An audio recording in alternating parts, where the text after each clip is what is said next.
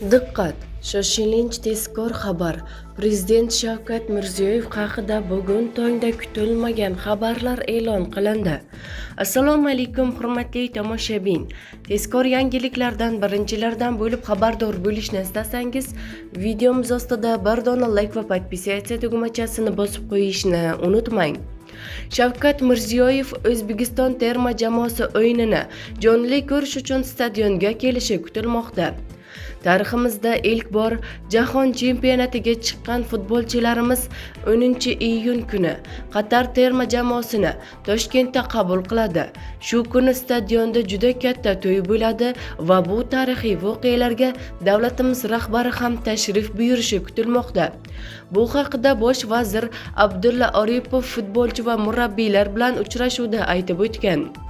O'zbekiston terma jamoasiga beriladigan 40 ta avtomobillar barchasi hozirda stadion ichiga olib kirilgan. Bundan tashqari, Qatar bilan o'yindan so'ng stadionda misli ko'rilmagan katta salyut va lazer shoular bo'ladi, deyiladi xabarda.